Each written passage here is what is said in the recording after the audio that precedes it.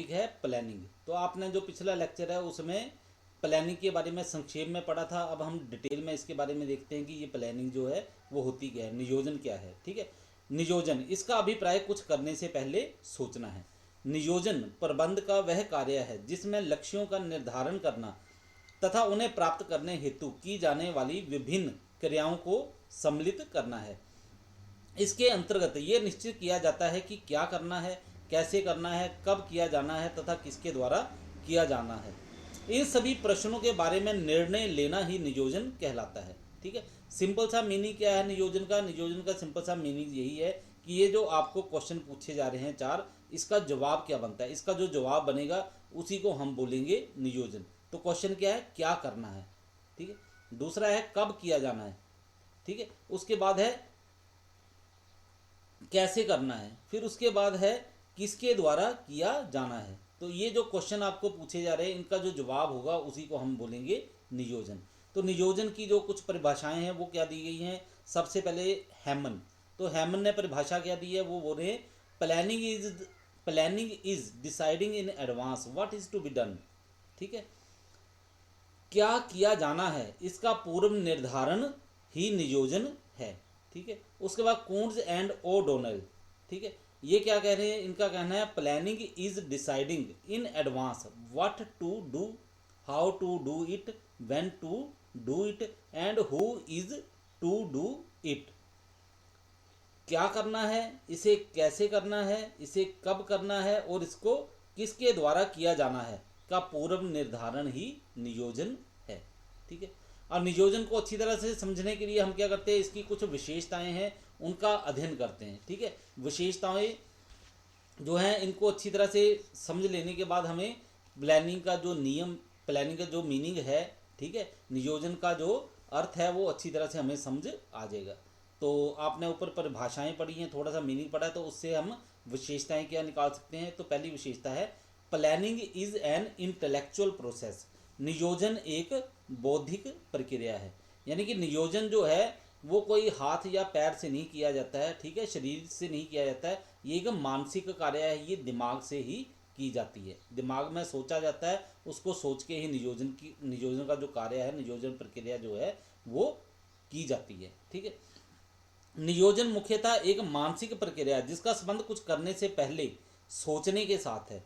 योजना की सफलता इस बात पर निर्भर करती है कि योजना बनाने वाला प्रबंधक योजना को प्रभावित करने वाले तथ्यों को, चाहे वे वर्तमान स्थिति के बारे में हो अथवा भविष्य में अनुमानित परिवर्तनों के बारे में, कितनी कुशलता से एकत्रित करता है, उनका कितना सही अध्ययन एवं मूल्यांकन करता है और उनके आधार पर कितने सही निर्णय लेता है। ये सभी मानसिक क्रियाएं हैं और इनके सफलतापूर्वक निष्पादन के लिए योजना बनाने वाले में दूरदृष्टि, कल्पना शक्ति एवं निर्णय क्षमता का पाया जाना जरूरी है। Number 2, selection of best alternatives. निर्देशन, नियोजन सर्वोत्तम विकल्प का चुनाव है। नियोजन की दूसरी प्रमुख विशेषता है सर्वोत्तम विकल्प का चयन करना। किसी कार्य को करने के लिए अनेक पद्धतियां हो सकती हैं। ठीक है, कोई भी आपने कार्य करना है उसको करने के लिए कई तरीके हैं। तो नियोजन क्या है, नियोजन का मतलब है कि ये जो तरीके उपलब्ध है उनमें से सबसे अच्छा तरीका कौन सा है। आप जो सबसे अच्छी विधि को, अच्छे तरीके को, ठीक है, विकल्प को चुन लेते हैं उसी को हम बोलते हैं नियोजन। नियोजन करता इन विभिन्न वैकल्पिक तरीकों में से किसी एक सर्वाधिक उपयुक्त तरीके का चुनाव करता है। अतः कहा जा सकता है कि नियोजन सर्वोत्तम को चुनने और अनुपयुक्त को अस्वीकार करने की प्रक्रिया है। Number 3, pervasive. नियोजन सर्वव्यापक होता है। यानी कि नियोजन जो है वो कहीं भी चले जाओ, किसी भी संस्था में चले जाओ, नियोजन का कार्य जो है वो करना ही पड़ेगा, क्योंकि नियोजन कार्य एक उपक्रम के सभी स्तरों के प्रबंधकों द्वारा किया जाता है, इसलिए इसे सर्वव्यापक कहना उचित होगा।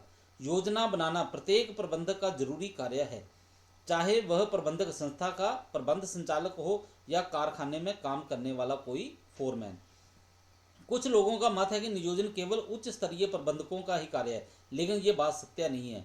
हाँ, इतना जरूर कहा जा सकता है कि उच्च स्तरीय प्रबंधकों का नियोजन प्रक्रिया में लगने वाला समय मध्य स्तरीय व निम्न स्तरीय प्रबंधकों की अपेक्षा अधिक होता है। अतः स्पष्ट है कि एक उपक्रम में कार्यरत सभी प्रबंधकों को अपनी क्रियाओं को नियोजित करना होता है।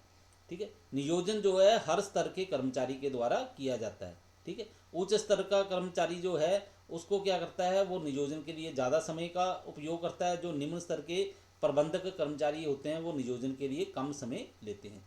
Number 4, primary function of management. नियोजन प्रबंध का प्राथमिक कार्य है। तो आपने पिछले लेक्चर में देखा था, नियोजन की कार्य पढ़े थे। तो सबसे पहला कार्य जो है क्या बोलते हैं, ये आपने प्रबंध के कार्य पढ़े थे।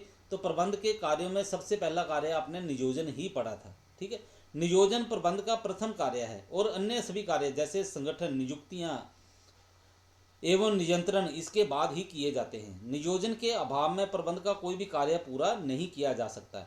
नियोजन प्रबंध का प्रथम कार्य अवश्य है, लेकिन इसका यह अभिप्राय नहीं है कि इस प्रथम कार्य के पूरा हो जाने के बाद जब अन्य कार्य प्रारंभ होंगे तब इसकी जरूरत नहीं पड़ेगी। वास्तव में प्रबंध के अन्य कार्यों में भी पुनः नियोजन की जरूरत होती है। बिना नियोजन के ना तो संगठन ही बनाया जा सकता है और ना ही नियुक्तियां की जा सकती हैं। इसी प्रकार निर्देशन अथवा नेतृत्व कला एवं नियंत्रण में भी नियोजन की आवश्यकता होती है। इसके नेक्स्ट है प्लानिंग इज फोरकास्टिंग। नियोजन पूर्वानुमान लगाना है।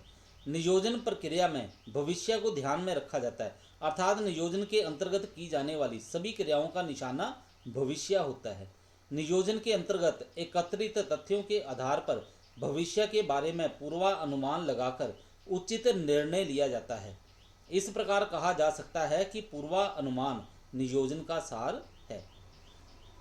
Number 6, continuous process. नियोजन एक निरंतर चलने वाली प्रक्रिया है। नियोजन कभी भी खत्म नहीं होता है। जैसे नियोजन का एक कार्य खत्म होगा तो दूसरा कार्य जैसे शुरू होगा, नियोजन की फिर आवश्यकता पड़ेगी। नियोजन एक ऐसी प्रक्रिया है जो संस्था के प्रारंभ होने के साथ ही प्रारंभ होती है और संस्था के समाप्त होने पर ही समाप्त, अर्थात जब तक कोई संस्था चलती रहेगी नियोजन प्रक्रिया भी लगातार चलती रहती है। फ्लेक्सिबल। नियोजन लोचपूर्ण होता है। लोचपूर्ण का मतलब है कि जैसे परिस्थितियां चेंज होती हैं नियोजन में भी चेंज आ जाती है, यानी कि परिस्थितियों में परिवर्तन होने पर नियोजन में भी परिवर्तन किया जा सकता है। Number 8, goal oriented. नियोजन उद्देश्य पूर्ण होता है। एक उपक्रम की स्थापना कुछ निश्चित उद्देश्यों को प्राप्त करने के लिए की जाती है और नियोजन ये बताता है कि इन उद्देश्यों को कैसे पूरा किया जा सकता है। पहले संस्था के उद्देश्य निर्धारित होते हैं और फिर उन्हें पूरा करने के लिए नियोजन किया जाता है। Number 9, planning is an interdependent process. नियोजन एक परस्पर आश्रित प्रक्रिया है। एक उपक्रम की विभिन्न क्रियाओं को अनेक विभागों में बांट दिया जाता है, जैसे क्रय विभाग, विक्रय विभाग, उत्पादन विभाग, वित्त विभाग, कर्मचारी विभाग आदि। इन सभी विभागों की अलग अलग योजनाएं होती हैं जो कि एक मुख्य योजना का अंग होती है। सभी विभागीय योजनाएं एक दूसरे पर निर्भर करती हैं। यदि किसी एक विभाग की योजना में किसी कारणवश परिवर्तन करना पड़ जाए तो अन्य सभी विभागों की योजनाओं में भी परिवर्तन करना पड़ता है। Number 10, planning leads to efficiency and economy. नियोजन में कुशलता एवं मितव्ययिता आती है। नियोजन करने से क्या होगा, कर्मचारियों की कार्य कुशलता बढ़ेगी और संस्था में बचत जो है वो उत्पन्न होगी। ठीक है, इसका कारण क्या है, नियोजन से संस्था में उपलब्ध मानवीय एवं भौतिक साधनों का अनुकूलतम उपयोग संभव होता है। पूंजी, श्रम, माल, मशीन आदि सभी साधनों का उपयोग इस ढंग से किया जाता है कि कम से कम लागत पर अधिक से अधिक व अच्छी किस्म का माल तैयार किया जा सके।